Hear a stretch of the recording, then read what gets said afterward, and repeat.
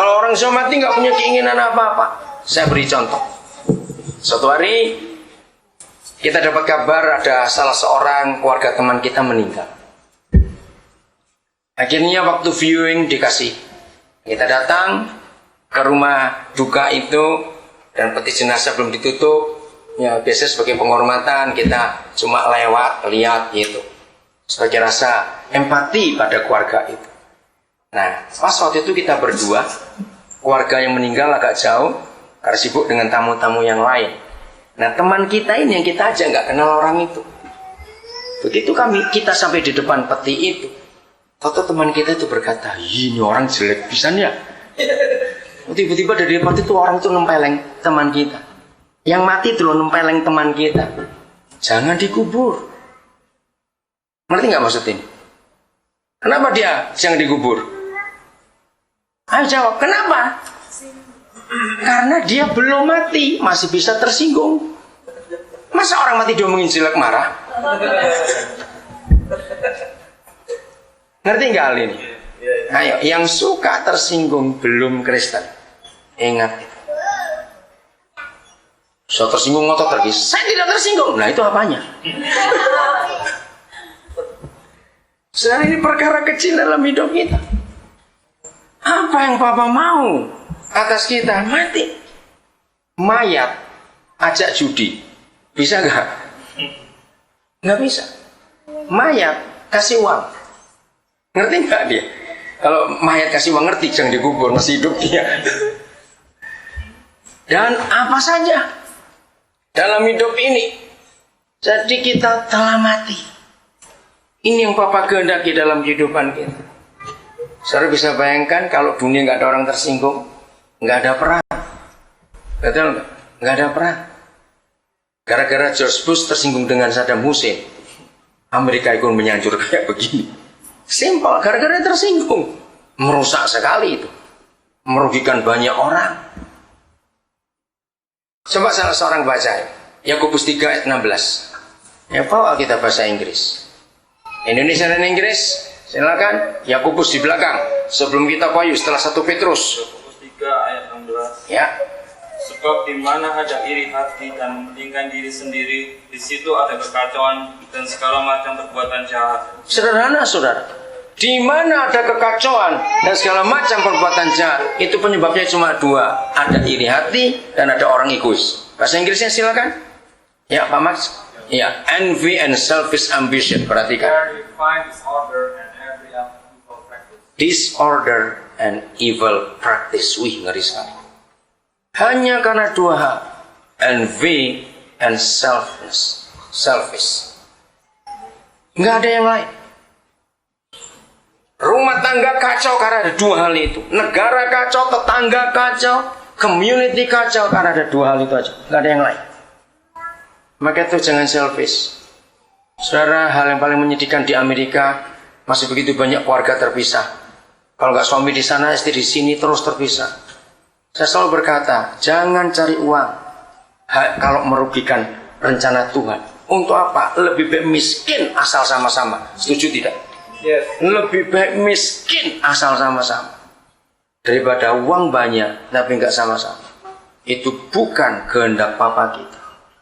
Ayo kita mengerti betul akan hal ini. Karena Papa mengenai kesatuan itu lebih daripada apapun juga. Uang bisa dicari di mana-mana. Apalagi kita hidup dengan Tuhan, wah, itu nggak akan ada halangan berkat. Maka itu mari kita periksa hati kita. Hari-hari ini bagaimana sikap kita satu dengan yang lain?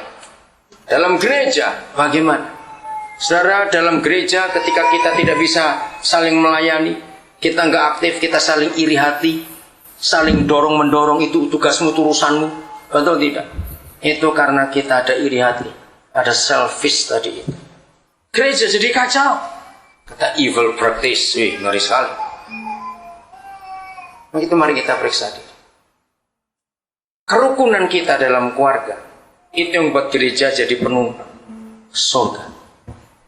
Bayangkan kalau dari hari Senin sampai hari Sabtu, kita di rumah ribut terus, nggak ada damai. Lalu Minggu kita ke gereja, kan jadi munafik semua kita ini. Jadi pura-pura semua. Senin sampai Sabtu kita babak belur. Maka itu keharmonisan keluarga, itu kehendak Bapa yang paling utama dari semuanya itu bagi kita yang sudah menikah. Kerukunan suami istri, keharmonisan suami istri, itu yang Tuhan rindukan untuk kita buat, untuk kita kerjakan. Karena setiap hari kita harus mampu menghadirkan surga dalam kehidupan kita. Nah, surga hadir dalam rumah tangga kita lebih dulu, sebelum di tempat yang lain. Kalau di dalam keluarga kita nggak ada surga, nggak ada harmonis, nggak ada sukacita, nggak ada kebahagiaan, percuma. Kita keluar rumah, yang kita bawa pasti neraka. Karena cuma ada satu di antara dua. Kalau nggak surga, neraka. Kalau nggak neraka, surga.